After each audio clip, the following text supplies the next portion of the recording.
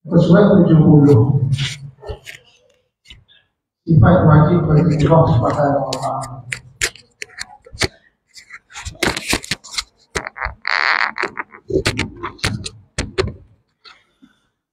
Jadi ada jemaah sekalian, sebagaimana kita tahu sifat wajib kepada Allah Subhanahu wa Ta'ala atau sifat wajib bagi Allah Subhanahu wa Ta'ala ada 20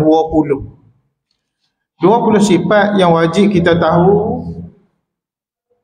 yang ada pada Allah Subhanahu wa Ta'ala ini adalah sebagaimana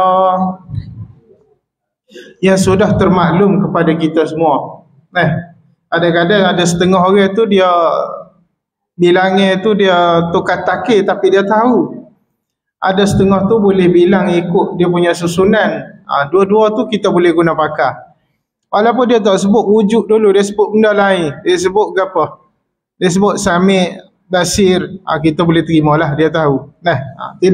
Tidaklah menjadi syarat ikut susunan, tapi hak pentingnya tahu. Cuma kalau kita ngaji ni benda hak ikut susunan ni, wujud, kidam, baqa, sebagaimana kita faham lah. Atau lebih memudahkan urusan pembelajaran kita. Pertama, wujud artinya ada. Kan baca tu. Wujud artinya ada. Dalil akli ialah adanya alam ini. Kursi, meja dan lain-lainnya tidak boleh ada sendiri, mesti ada pembuatnya. Demikian juga alam tidak boleh ada sendiri, mesti ada pembuatnya. Demikian juga alam tidak boleh ada sendiri, mesti ada penciptanya, iaitu Allah Subhanahu wa Ta'ala. Lihat kerusi, meja dan lain-lainnya, begitu indah, seni dan menarik. Bertambah indah daripada semasa ke semasa sebagai tanda perubahan. Tukang kerusi yang terkemudian memperindahkan lagi kerusi yang dihasilkan orang tukang kerusi terdahulu daripadanya. Berlakunya perubahan tanda manusia itu lemah. Daya, kekuatan dan bakat membuat kerusi itu didatangkan oleh Allah Subhanahu wa Ta'ala. Alam, bulan, bintang, manusia dan lain-lainnya begitu lengkap, elok, sempurna dan mengikut peraturan. Mesti ada pencipta, pengatur dan pengawalnya. Tidak lain dan tidak bukan ialah Allah Subhanahu wa Ta'ala. Ini dalil dari segi akal kita. Akal kita tengok gapo lah ni, ada depan mata pokok, ada gunung ganang. Lepas tu mungkin kita boleh kata memang manusia tak ada nak buat gunung ganang apa semua ni. Kerusi, meja, sebagaimana penulis beri contoh kerusi, meja kita boleh buat. Tapi hakikatnya kita boleh buat kerusi, meja tu daripada bakat Allah Subhanahu wa Ta'ala beri kepada kita. Kepakaran, maknanya benda ni hasil usaha tangan manusia, tapi asalnya hakikatnya daripada Allah Subhanahu wa Ta'ala. Tanda kita lemah dari segi kita buat sesuatu, kita buat kursi, meja saat ni, tanda kita lemah ke apa? Kita ni selalu ada perubahan. Sedangkan penciptaan Allah, dia tak ada perubahan. Dia letak gitu-gitulah kerana dia cipta tu sudah sempurna. Kita manusia buat kursi yang ini. Penulis kata kita buat kursi yang ini. Mungkin A ni, tukar A buat kursi lagu ni. Tak ada cat, tak ada select, tak ada gapo, ada kursi kayu bodoh gitu. Mari tukar seterusnya pula, dia cat. Nampak comel. Mari seterusnya pula dia kata warna saja tak comel, nak buat corak sikit. Mari seterusnya pula buat apa lah.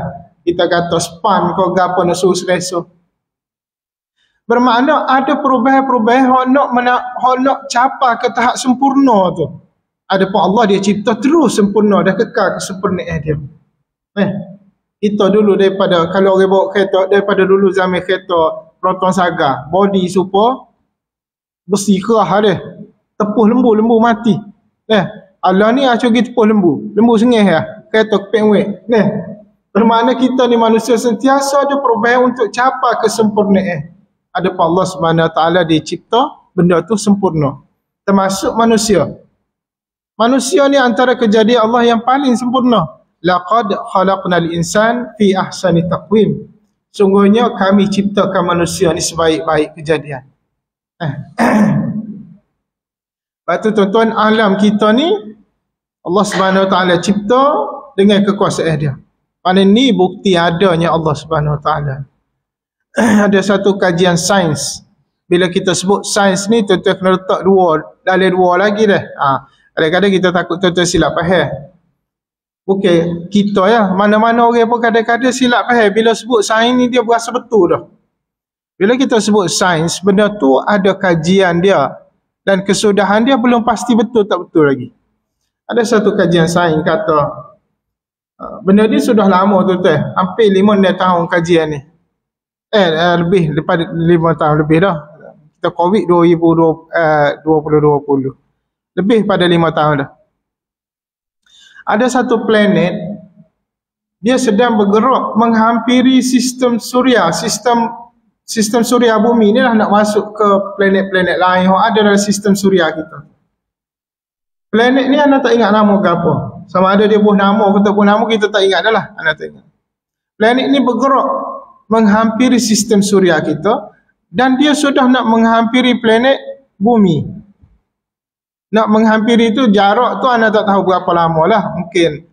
Mungkin lah kita kata bertahun-tahun ke.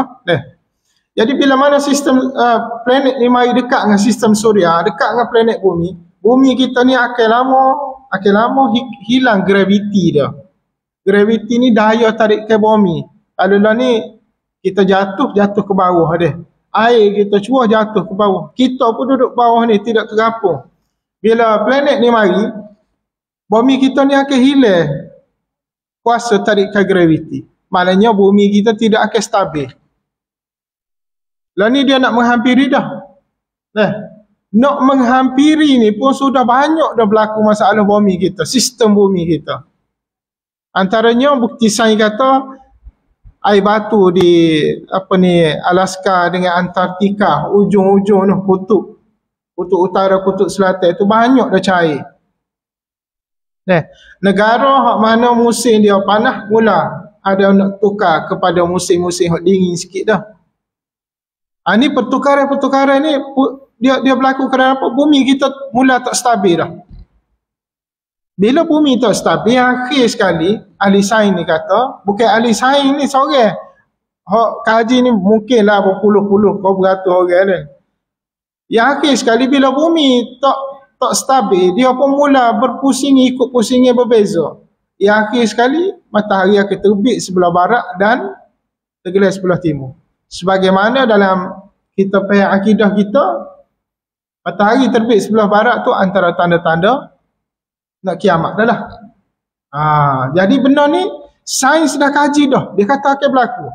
Dan fenomena ni nama dia retrograde motion. Air putih lah bahasa Melayu nak terjemah ke apa. Tahu retrograde motion ni. Jadi sebagaimana Quran kita sebut tanda-tanda nak berlaku kiamat sudah ada dah. Kita lah ni. Mana kita yakin atau tidak. Kemudian kalau yakin saja tak ada persiapan, tak ada guna juga. Setengah orang percaya ada kiamat, percaya gini, percaya balas Allah. Tapi persiapan diri tak ada. Anda pernah jumpa orang sakit di hospital, dia kata Allah, semayalah jangan tinggal lah. Dia tak semaya. Ni masalah. Jumpa orang duduk Kedah lah. Naik haji. Tapi masjid tak pergi. Haji sama, mentah naik haji, masjid tak pergi. Ni bahaya kita tuan-tuan. Jadi kadang-kadang kita berasa Alhamdulillah Allah Subhanahu Wa Taala beri kita sapa juga ke masjid. Ada juga lah boleh dengar majlis-majlis ilmu di masjid. Bermakna ada ruang keselamatan kita walaupun tidak panjang. Mungkinlah pagi ni kita bolehlah 2 jam setengah. Selamatlah duduk sini. Bapa nak kata selamat sebab Nabi kata garanti cok ibu jari Nabi jatuh tukur dah. Nabi kata ahabbul biladi ilallah masajiduha. Nabi kata tempat hak Allah paling suka adalah masjid. Bermakna tuan-tuan kalau sedih ko, balas dengan bini ko, masalah ekonomi mai masjid. Anda ingat zaman dulu, zaman anak ngaji lah. Paling suka tempat adalah masjid. Boleh makan free. Kalau habis kuliah kau ke apa, masjid. Minta maaf Ustaz Cik dia nak royak. Masuk kan? Ngaji mana? Jangan duduk royak dia, kita 2 orang lah. Dah hak paling waktu hak paling berharga sekali lah. Tak Cik ingat masa bila? Semasa hari Jumaat Tok Imam baca khutbah, masa tu paling berharga. Tolong je masa tu sebab masa muda, sebab masa tu lah masa nak tidur. Sungguh pasal lepas ni pukul 2, setengah pukul 3 kelas pula. Allah nikmatlah kadang-kadang nak tunggu pergi masuk masjid nak dengar khutbah, benar bukan nak tidur. Pukul zaman tu zaman bodoh betul. Ada Allah Subhanahu Wa Taala janji melalui hadis Nabi ucapan ni tempat paling selamat masjid. Serabut ke masalah rumah tu mari masjid lah. Duduk semata di masjid. Sebab dunia kita ni tak kata hal lama. Kiamat memang akan berlaku. Cuma persiapan kita tu lah. Banyak mana. Kadang-kadang bila kadang-kadang lah orang selalu datang ke masjid, orang selalu kecek pasal agama, memperingatkan orang agama. Kadang-kadang nak bawa diri politik. Kadang kita boleh nilai diri kita masing-masing. Kita mari masjid dah. Kadang-kadang kalau orang tanya, kita tanya diri kita lah. Agak-agak aku ni boleh kau nak bawa anak bini aku ke syurga sekali. Ana sendiri pun duk mikir anak ayat sungguh. Ana tak tahulah orang lain dia. Ana pun kata, tak berapa. Nak pergi jaminan. Bukan kenapa? Kerana amal ibadah kita sendiri pun kita rasa macam tak berapa cemerlang. Tapi ingatlah, kita kena letak pengharapan pada Allah dengan cara doa pada dia. Lepas tu kita doa, Rabbi ja'alni muqimas salah wa min zurriyati. Rabbana wa taqabbal du'a. Ni doa-doa hak mana kita nak minta ahli keluarga kita setia dengan ibadah semaya. Dan minta Allah Subhanahu Wa Taala makbulkan setiap permintaan kita. Jadi kita minta lepas pada semaya, ya Allah, jadikanlah anak bini aku ni ahli syurga bersama-sama dengan aku. Walaupun aku gini. Pandai-pandai kita dah susun bahasa tu. Kadang-kadang orang ni bila nak berdoa sesuatu dia kelitah, dia pun cari dalam bahasa Arab. Sebenarnya tu jangan gitu. Dia jadi makin rumit. Kita gunalah bahasa yang paling lunak sekali pada Allah Subhanahu Wa Taala walaupun dia bahasa Melayu. Yalah kalau satu masa jumpa hak bahasa Arab tu baguslah, doa-doa Nabi tu baguslah. Cuma kita kata hak on the spot ni hak kita rasa macam telitah nak wayak ke Tuhan gini. Wayak sekali. Ya Allah ya Tuhanku, aku ni tak berapa comel segi ibadah, tapi aku nak ke syurga-Mu. Aku nak ahli keluarga aku. Sebut belaka. Antara doa paling besar kalau kita nak minta lah ke syurga ni, Rabbana hab lana min azwajina wa zurriyatina qurrata a'yunin waj'alna lil muttaqina imama. Jadi ke ahli keluarga kita apa? Supaya pandangan itu menyejukkan mata kita. Dan jadikanlah mereka lil muttaqina imama. Jadi orang-orang hak pemimpin yang bertakwa. Bila bertakwa automatik syurga. Ingat gitu.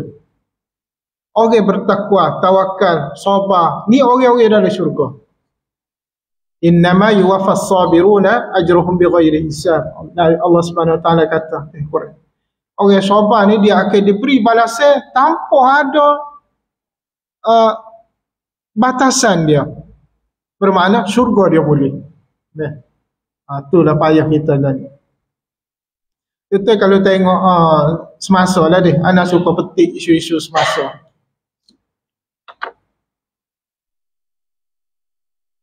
Kalau kita tengok saudara-saudara kita di Sudan lah ni deh. Yalah mungkin juga orang yang ada kaji-kaji dari segi sejarah dunia ke apa ni, dia kata peristiwa kes ataupun kita tragedi Sudan ni sebenarnya dia nak mengalih daripada Palestin. Kita kata betul juga. Tapi tidaklah mengalih tu sampai kita abaikan Palestin. Kita kena ingat Palestin dan Sudan ni isu seragam, isu turun sekali. Cuma bezanya Sudan ni kematian dia lagi dahsyat daripada Palestin. Hampir ratus seribu orang mati dalam satu jangka masa yang pendek. Kalau di Palestin, dia macam dia mati sama juga tapi dia kuti sikit-sikit gitu. Tak habis-habis. Tu jahat. Dari segi kita kata Israel itulah. Di Sudan ni dia perang saudara tuan-tuan. Peperangan kalangan saudara, rakyat dalamnya itu sendiri. Walaupun asal kejadian itu kita kata agak rumit untuk dipahami lah dari segi perebutan kuasa, kemudian pengaruh tentera dan sebagainya. Cuma kita tengok perang tu lah ni tu Islam berlaku tu.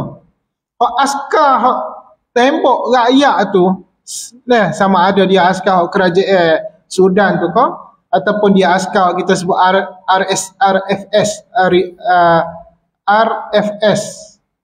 apa ni, RSF, Rapid Force of Sudan tu dia, tentera hak mana kita kata tentera hak asal daripada tentera mafia Islam lah tu.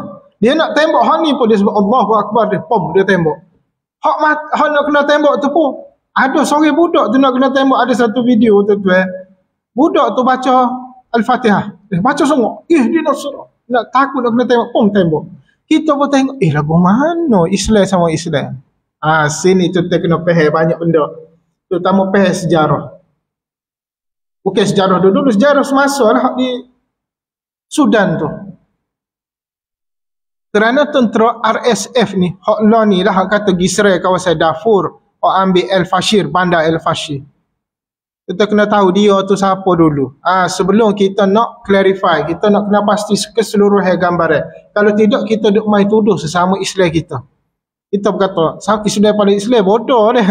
Orang kafir dengar kan kalau gitu. Acong kau ramah sami, dia kata, bodoh lah Islam ni, sama-sama. Tak. Sebenarnya tidak. Nabi gambaran lain. Sebelum nak jawab tu. Kita tengok Syiah di Iran. Dia baca Quran tak? Baca. Dia mai Malaysia, dia pernah juara tilawah Quran tak? Pernah. Adakah dia Islam dengan akidah yang sempurna? Tidak. Bukti majlis fatwa royak. Sama ada majlis fatwa Kelantan, Selangor, semua royak akidah Syiah menyeleweng. Letak situ dah. Bermakna hak pakai agama, jubah, kopiah agama semua, kalau akidah dia tidak betul dengan ahli sunnah, dia menyeleweng. Jadi hak RFS tadi, akidah dia sudah rosak. Dan RFS ni, dia adalah sebenarnya asal daripada satu kelompok suku, kita panggil suku etnik. Etnik Janjaweed, dia panggil. Janjaweed ni duduk di sebelah selatan ni, selatan Sudan ni. Bangsa Arab juga. Sudan ni satu negara, ada dua etnik besar. Dua etnik besar lah secara mudah. So etnik Arab asal, Arab Sudan, sorry, Afrika Sudan. Afrika Sudan ni ada yang boleh berbahasa Arab, tapi orang Arab ni jarang boleh berbahasa Afrika. Jadi bila mana RFS ni asal daripada kaum Janjaweed. Janjaweed ni adalah pokok penggembala unta. Hak duduk tengah pada pasir, hak ni pokok ni mafia tuan. Dia adalah gangster mafia dan dia bunuh. Kita kata barbarian. Istilah barbarian ni apa bahasa Melayu kita? Puak-puak hak dalam hutan lah, hak boleh bunuh orang apa tanpa ada rasa belah kasihan. Ni RFS ni. Sama ada budak, bayi, kau gapo dia bunuh gitu. Dia rogo habis. Islam dok dia mengaku dia Islam. Kenapa situ? Jadi kita pun buat jawapan, dia Islam tapi akidah dia tidak sempurna. Dia sudah menyeleweng. Puak ni lah masuk ke bandar El-Fashir ni, dia bunuh orang, dia bunuh rakyat sendiri, kerana dia kata pokok rakyat ni lah menyokong pemerintah kerajaan sebelum ni. Bunuh habis dah. Dan dia nak lahirkan zuriat ke depan ni adalah zuriat daripada anak-anak tentera, anak-anak pokok RFS ni. Bodohnya cara dia mikir. Kita tak tahu lah tu. Sudan ni satu negara yang luar biasa. Mengikut inilah kajian-kajian tuan-tuan. Kalau kata satu negara Sudan tu diusahakan untuk pertanian, sama ada gandum, jagung dan sebagainya, dia boleh memberi bekalan makanan sepanjang setahun kepada semua negara di benua Afrika. Kerana nak cerita betapa suburnya Sudan. Dan Sudan ni antara pengeluar emas terbaik di Afrika selain daripada Mali dan juga selagi anda lupa dah. Mali apa? Dia ada 3. Jadi antaranya Sudan.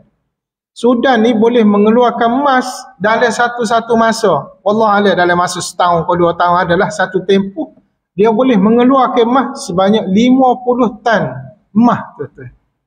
Kalau tuan-tuan tengok lori pasir yang lalu depan rumah kita kecil-kecil tu, tu berapa tan? 2 tan dia. 50 tan dalam satu masa. Banyak. Bermakna RFS tu askar serai rakyat tu tuan-tuan. Dia kaya.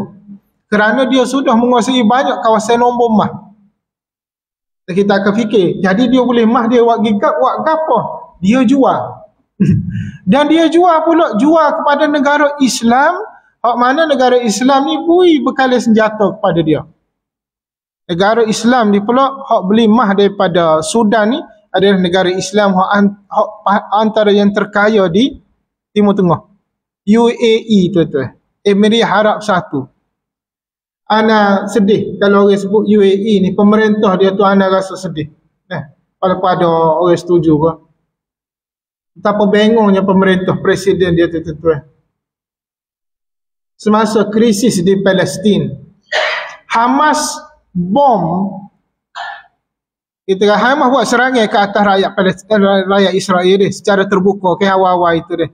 Kenalah letup pai tu kenalah sebuah bas. Bas tu memanglah bas orang awal dia. Kita tahu tak satu negara dalam dunia ni keluar kenyataan mengutuk Hamas buat serangan tu yang melibatkan kematian orang awal dalam bas tu adalah UAE. Bengong tak bengong tu. Sebab tu UAE ni anak tak tahu dah nak kata dia. Dia Islam, ahli sunnah wal jamaah, tapi bermasalah lah. Kerana apa? Kerana kemewahan, terlalu kaya. Dia tu sebenarnya kalau dia nak tolong Palestin, lama dah dia boleh tolong tuan-tuan. Dengan duit dia ada tu. Kita kata tak rugi ekonomi dia kalau dia tolong. Tapi apa dia tak tolong? Ni masalah. Kerana ada jaringan politik dengan Amerika. Amerika ada kontrol dia. Dia tahu mu banyak duit kan. Just sikit gini-gini. Biarlah kawan tu nyada. Tu orang lain bui. Malaysia kau gapo dia. Kamu dah ni dulu. Ngenak tuan-tuan. UAE ni ngenak kita kata. Dia tak boleh jadi saing. Selain daripada Rusia hak bantu RFS tu. Paling teruk UAE kita kata. Ada seorang negara Arab bermasalah pernah tolong dia, tapi kurang jelas lagi lah hatunya. Dikatakan Mesir. Allah Allah. Jadi RFS tu lah ni memang duk bunuh rakyat dia. Semua Islam kita duk tengok kat hak tu mengucap hak ni gapo pun dia berdiri. Lepas dia berdiri kawan ni kat askar ni Allahu Akbar dia. Ada kita tengok bengong. Tapi tu kena pay lagu tu lah Hanawi secara ringkas tu. Selepas mana Omar Al-Bashir tu dijatuhkan, digulingkan, ni lah jadi. Sebab tu pemimpin kita ni tu hak mana ada, kalau dia buat benda baik, setujulah. Kalau dia buat hak salah, kita fikirlah dulu, patut kau nak mogok nak gapo. Kita takut dengan kuasa dan juga dengan pengaruh syaitan ni, dia boleh menyebabkan huru-hara negara kita. Mana-mana negara lah. Jadi balik pada perbahasan kita, wujud Allah dalil akli saat ini dengan adanya semua depan mata kita. Kemudian dalil nakli, Al-Quran menjelaskan bahawa alam adalah tanda wujudnya Allah Subhanahu Wa Taala. Menyelidik alam akan membuktikan wujudnya Allah Subhanahu Wa Taala.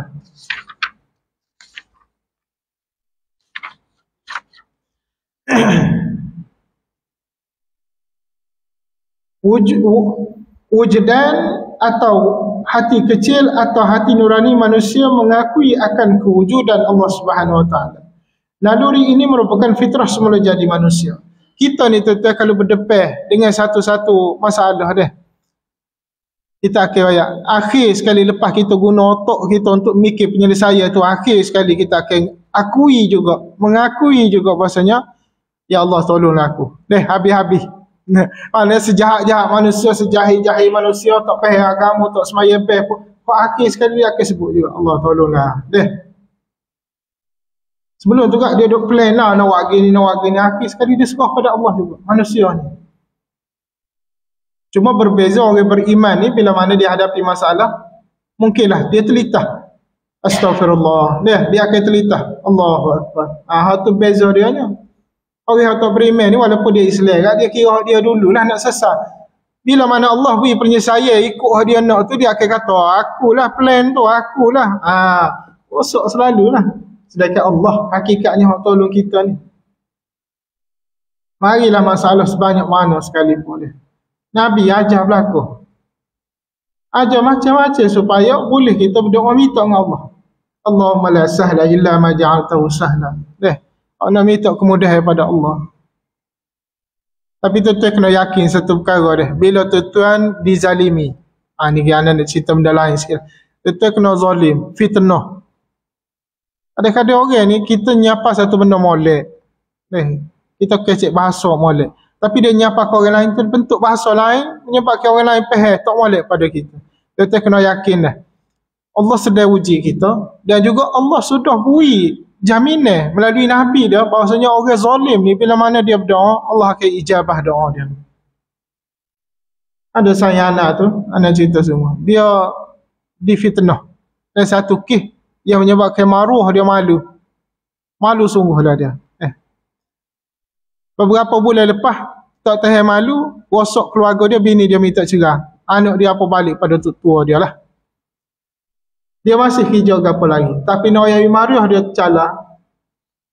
Habis dah kita kira tolong dia habis dah. Ada beberapa saing dia cerita. Dia kata, dia jumpa dengan seorang ustaz tu pun kecek wis semangat ke dia. Ustaz tu kata, awak jangan bimbang. Allah bagus ustaz ni tuan-tuan. Ustaz sekolah lah di sekolah. Ustaz ni bagus, cerdik. Bahasa dia guna pandai dengar daripada penceritaan orang tu bagus. Boleh jadi motivasi, boleh jadi kaunselor. Dia tahu jangan bimbang. Allah sedang uji tu banyak pahala boleh tu. Minta doa yang Allah. Awak ni kena zalim, minta doa. Sama ada awak nak minta doa nak cara Allah balah kawan tu ataupun nak minta Allah doa untuk hidayah kawan tu dan juga awak rasa tenang. Jadi kawan ni duk fikir antara dua. Nak suruh Allah balah ataupun nak suruh Allah hidayah dan tenang diri kita dia. Sebab kalau balah tu tak semestinya kita tenang. Takut-takut kita ni jadi rosak. Sebab kita kata padai muka dia. Ayat tu rosak selalu kita. Jadi kawan ni pun jumpa dengan ustaz tu. Dia kata ginilah ustaz. Kita nak doa lah supaya Allah beri kebaikan berlaku. Kita nak tenang. Sebab kalau Allah beri dia tu jatuh sakit ke apa. Takut kita jadi bangga diri, suhu pula. Kita nak kata kita lah betul. Walaupun hakikat memang kita betul. Sebab dia tak salah. Nanti ustaz tu kata, bagus. Itu paling bagus. Ustaz tu ajar doa. Beberapa doa kata awak bangun semaya malam lagi. Kami ni pun doa. Dalam beberapa tempoh tu. Hak mana hak ngata ke dia tu, tiba-tiba buat kenyataan rasmi berlaku. Royak ke pihak ni lah kita orang kerja. Dia biasa dia orang atas orang kahwin ni tak bersalah ke apa semua. Ada hak kalangan tu pula Allah Subhanahu Wa Taala ni bantu kawan ini dalam bentuk package. Hak sedar-sedar, hak kena jatuh sakit. Hak ngato ke dia tu kena stroke. Tak boleh nak kecek. Katanya siapa kalau ni, siapa ke hari dia ceritakan tu. Sebab hak tu lah kepala hak menyapa fitnah, siapa dia ni habis maruah dia. Apa ya dia ni? Hak orang kena saat ni dia berdoa dia kerana dia dizalimi. Dia Allah tolong dia lagu tu sebab dia yakin adanya Allah. Mana dia yakin adanya Allah, Allah boleh bantu. Boleh bantu kita bila-bila. Ramai kita ni bila kena fitnah kita gaduh nak pergi lawan balik. Kita gaduh nak betul balik. Kononnya kita mampu. Sebenarnya tidak, tak mampu kita. Nak berdepan dengan syaitan ni tentu bukan cara pergi lawan kita. Depan dengan syaitan ni kita ambil masalah tuduhan tu, kita serah pada Allah dulu. Dan minta Allah beri panduan kepada kita lah ke mana cara nak betul balik. Tu baru tu. Ni dia akan mari perasaan ni, keyakinan ni bila kita yakin Allah Subhanahu Wa Taala itu ada. Naluri ini merupakan fitrah semula jadi manusia. Ia merupakan kesedaran dalaman dan pengalaman kerohanian yang dialami oleh setiap manusia yang sentiasa mencari Allah Subhanahu Wa Taala. Naluri itu menjadi lemah dan kabur apabila diliputi oleh kemewahan dan mengikut runtunan nafsu syahwat. Kita ni kalau terlalu mewah ni jadi pun UAE tadilah. Dia rasa kuasa dia tu hebat nak kontrol dunia. Pada duit dia banyak. Apabila ia susah, menderita, ditimpa bencana alam dan berada dalam keadaan antara hidup dengan mati, ketika itu ia teringat kembali kepada Allah Subhanahu Wa Taala. Ini memang manusia gitulah. Sakit kita dia demam 5 hari nari seminggu. Akhir sekali kita kata ya Allah tolonglah aku deh.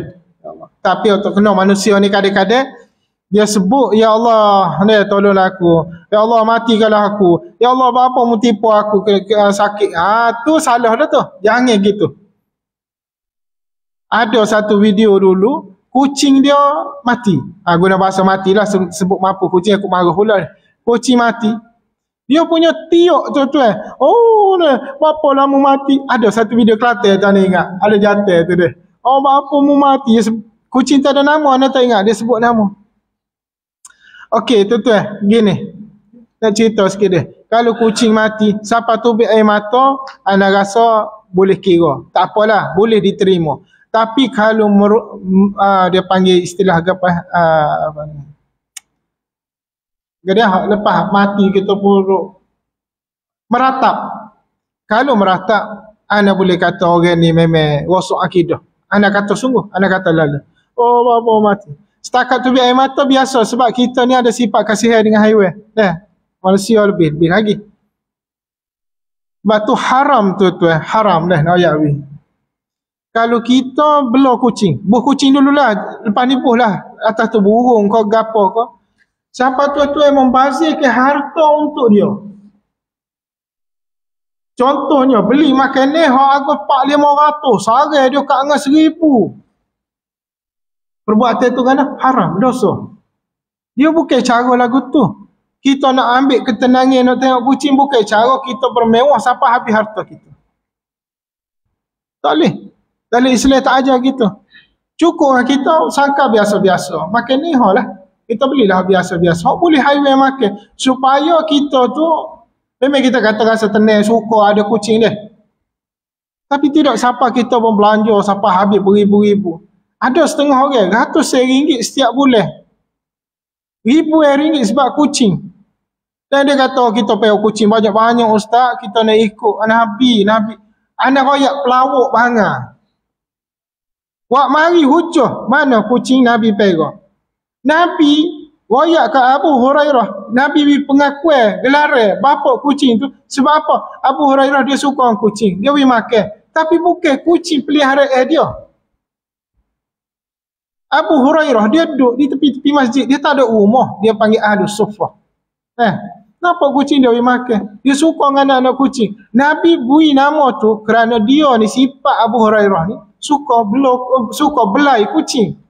Bukan kata pewa siapa orang. Kucing dia tak perlu lagu tu. Dia hanya perlu kehidupan dia. Kita nak pergi makan dia jangan beri lah. Ni. Hak sunnah betul perah gapo kalau haiwan. Tu tak sih pula. Perah kuda tuan-tuan. Sunnah. Dia berkata modal besar pula. Ada nak sunnah sangat.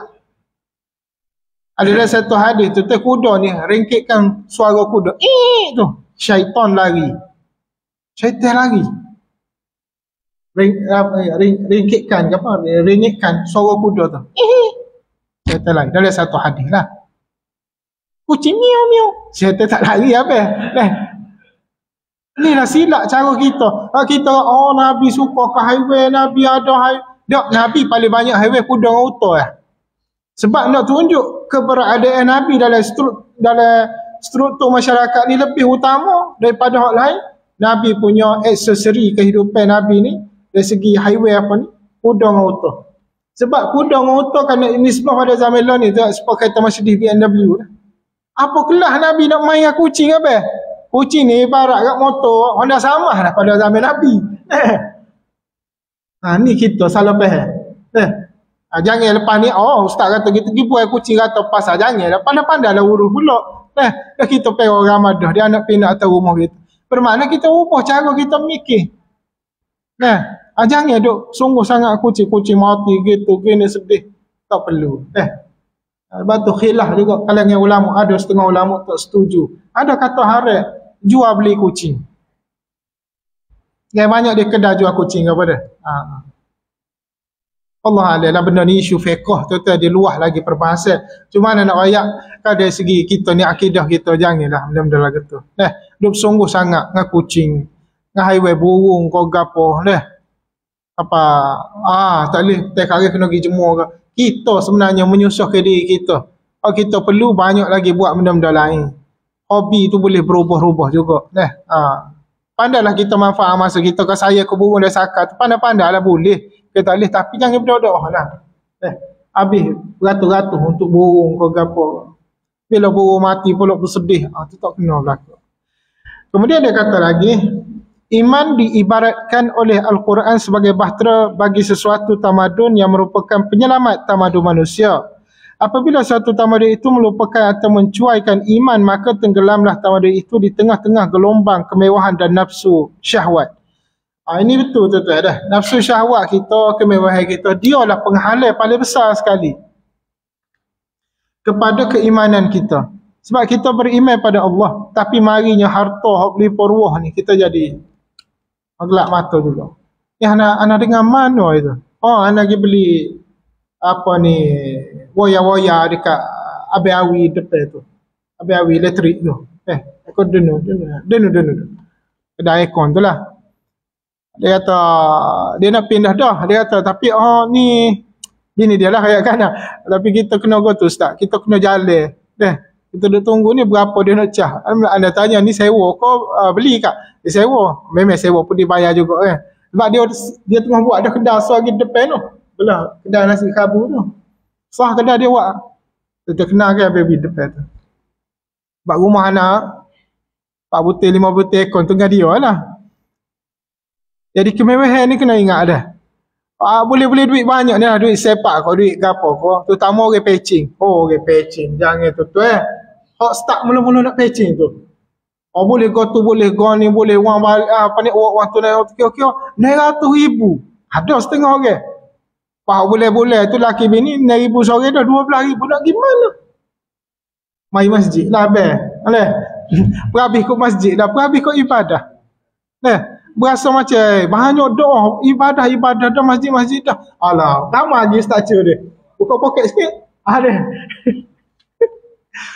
Jadi tuan-tuan, uruslah harta kita ni supaya dia infak dan jadi pahala untuk kita sesa. Kita buat jadual setiap bulan mesti selalu kau mahat tahfiz ni. Setiap bulan anak yatim ni bereslah dah.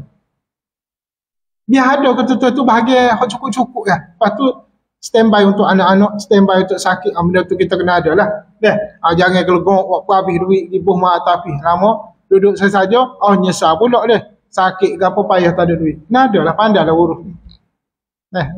Ni kita cerita semua ni kemewahan dan nafsu kita. Nafsu syahwat kita. Nafsu syahwat kita ni. Dalam kita terutama berkaitan dengan kita kata keinginan seks kita deh. Ini sebut tu dia.